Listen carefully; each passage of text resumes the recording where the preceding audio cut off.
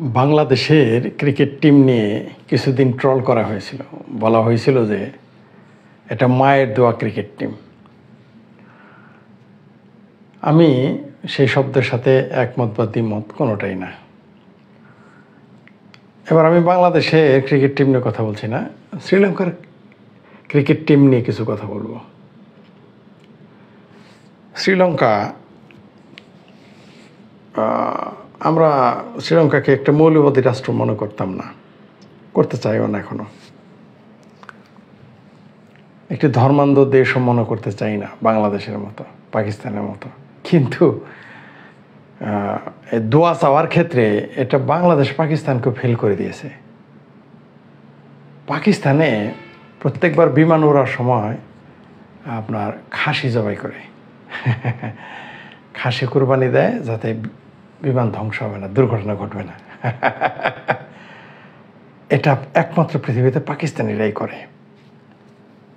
আর ক্রিকেটের জন্য দোয়া চাইতে পাকিস্তান, ভারত, এমনকি বাংলাদেশের লোকদের শুনি নাই যে বিশ্বকাপে যাওয়ার আগে বা ক্রিকেট খেলার আগে বা ক্রিকেটে জেতার জন্যে মৌলবী বা ব্রাহ্মণের কাছে গিয়ে দোয়া চাইছে। সম্ভবত এটা এই শ্রীলঙ্কার ক্রিকেট টিম এটা প্রথম করলো। আসলে এই উপমহাদেশটাই হচ্ছে দুর্নীতিগ্রস্ত একটি দেশ। মানে এই উপমহাদেশ, এই পুরো ভারতবর্ষ, এই দক্ষিণ এশিয়া পুরোটাই দুর্নীতি আর দোয়া নির্ভর। এরা একই সাথে দুর্নীতি করে যে কোনো সেক্টরে, যে কোনো জায়গায়, আবার দোয়াও চায় বা আশীর্বাদ চায়। এই হচ্ছে আমাদের সর্বশেষ প্রমাণ হচ্ছে এই শ্রীলঙ্কার এই ক্রিকেট টিম। এরা সরকারিভাবেই মানে প্রাতিষ্ঠানিকভাবেই এরা প্রত্যেক ক্রিকেটারকে যার যার ধর্মগুরুদের কাছ থেকে দোয়া নিতে বলেছে এবং দোয়া নিয়েছেও। মানে একটা দেশ দেউলিয়া, শ্রীলঙ্কা কিন্তু একটা দেউলিয়া রাষ্ট্র।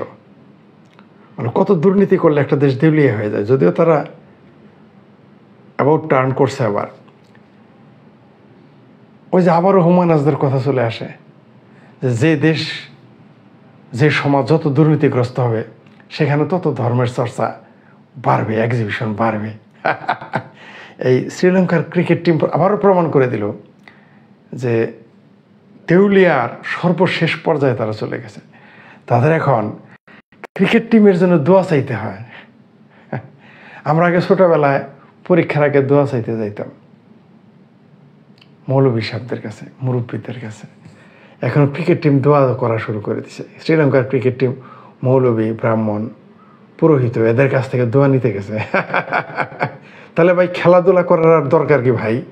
কোচার রাইখে কোটি কোটি টাকা খরচের দরকার কি? এত শ্রমের দরকার কি? দোয়াতেই যদি কাজ হতো। দোয়া তো সবাই করবে। তাহলে সবাই যদি দোয়া করে কারটা কাজ হবে? আল্লাহ, খোদা, ভগবান কার কথা শুনবে? বৌদ্ধ ধর্মে তো কোনো ভগবানই নেই। এই যে শ্রীলঙ্কার ক্রিকেট টিম যে বেশিরভাগই বুদ্ধিস্ট, বৌদ্ধ ধর্মে তো স্রষ্টাই নাই। তারা কার কাছে দোয়া চায়? তারা কে তাদেরকে আশীর্বাদ করবে? এই আশীর্বাদ গ্রহণ করবে কারা? বৌদ্ধ ধর্মে তো স্রষ্টাই নাই।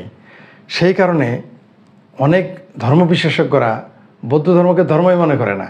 কারণ ধর্ম থাকতে গেলে একজন প্রবর্তক লাগে এবং সেই সাথে একজন স্রষ্টা লাগে। মানে এটা ধর্মের একেবারে মোটা দাগের একটা সংজ্ঞা। সে অনুযায়ী বৌদ্ধ ধর্ম কোনো ধর্মের মধ্যেই পড়ে না, শুধু দর্শন বলছে কেউ কেউ।